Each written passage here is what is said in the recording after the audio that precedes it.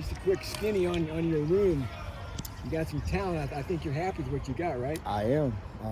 Guys have made progress. Obviously, Maccabee's Maccabee. He's got 3 years of production in the Big Ten. He is just between being an engineer and trying to do what we do here. He's just trying to find balance. We're at it every day, and I'm just making sure that he's up to speed, getting the reps he needs. We know what he can do. Now, the younger two have been playing really well. Antonio Harris has been a pleasant surprise, right? I think I knew that he had the talent, and he has put in the work, and he shows up every day, and every day he gets better. He is stacking bricks, man. He is a confident kid. He runs with great rhythm, high football IQ, and he's changed his body. He's walking around at 205. He could do all the things we ask him to do in the scheme.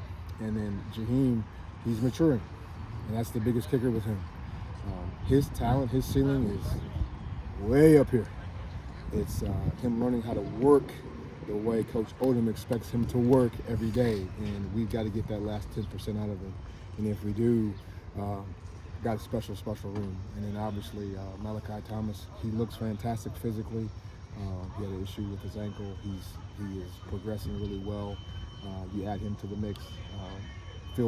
I feel really great, but obviously it's just progressing. And then Zaire has put on 20 pounds. He's exactly what I thought he would be. He's a little bowling ball, strong as can be.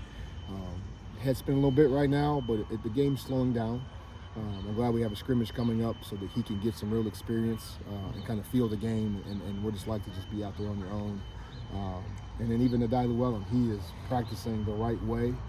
He's showing up on special teams. He's playing fast and physical. So all of them, man, it's really a whole team effort. But I feel really good about the top end of the room and the back half of the room. They're progressing and they're gonna help us in some capacity, whether it's offense or special teams. I know Malachi hasn't been out there for practice, but has he added anything in terms of in the meetings and being the leader for the group? Great question. He does. Again, you can tell that he has played 4 years of high-level football, right? He comes prepared every day. He's in his playbook. He knows the offense. I ask him to do some things with the younger guys. Hey, go make sure you're coaching them up, so to speak. He gives tips and pointers to Antonio, to Jaheim, even Mock. You know what I mean? You got two veterans that are talking about things that they've seen. Like, hey, did you see that? The safety rotation to the boundary? Yeah. You know what I mean?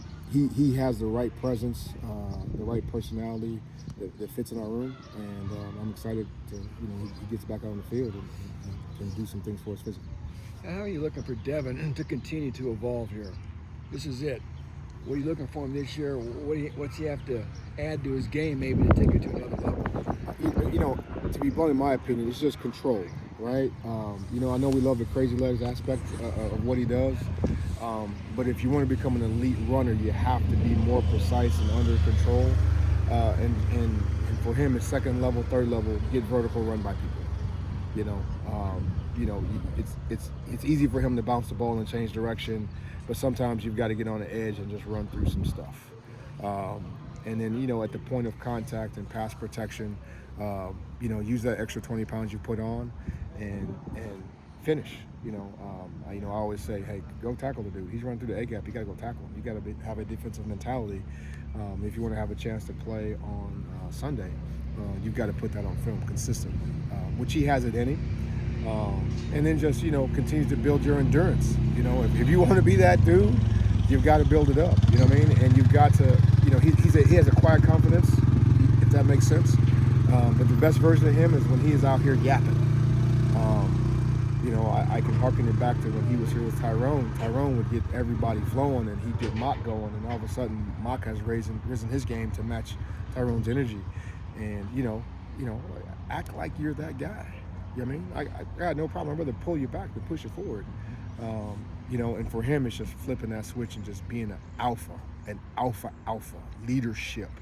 And I think that if he will allow himself to do that and make people uncomfortable around him, then he will get to that next step, which I think he needs to do to give himself a chance to play on Sunday.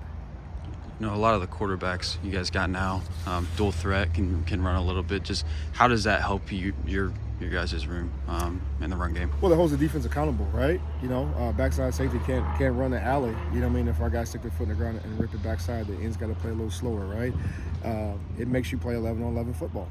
You don't have 9 guys, 8 guys in the box that's running at the tailback. If you do, you have guys who can pull it, make the right read, and take off. It's a balance, and that's what you want to have. If you want to be successful in the Big Ten, you better have a balanced offense. Unless you can just line up and beat the snot out of people, you've got to use the quarterback, right? And I think it's a great advantage for us because we've got backs who can stick their foot in the ground and rip it. For Mock, it's a great advantage for Tone, for Ja, because it's going to create air for them to be able to, have a second or third read, so to speak. And what did it mean to be retained by the staff? Gosh, man, it's I got to stay home. I have a great sense of pride of this institution. I've been walking around this campus since 1991 as a freshman in high school. I know it intimately. I met my wife here. My oldest son was born in Old Holden Hospital across the bridge. This is home, and to be able to give back to a place that's given so much to me, to be part of the lineage of Coach Tiller, Brock Spack, Jim Lathrop, Don Collar, all those guys poured into me, and there's a bevy of others as well. They poured into me, Morgan Murray. They poured into me and believed in me, and to be able to give back and just set the example and show the other coaches or the other folks who are part of our staff what it means to be a Boilermaker, which is just work. Pick your lunch pail up, show up every day, work your tail off.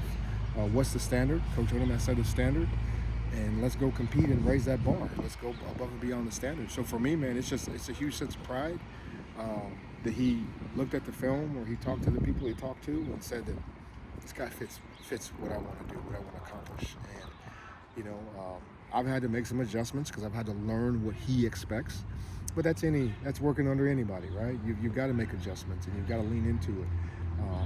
But what it means to me, it means the world, man. This is a great place, and I think that Purdue deserves the best coaches, the best fans, and I can't articulate it well enough.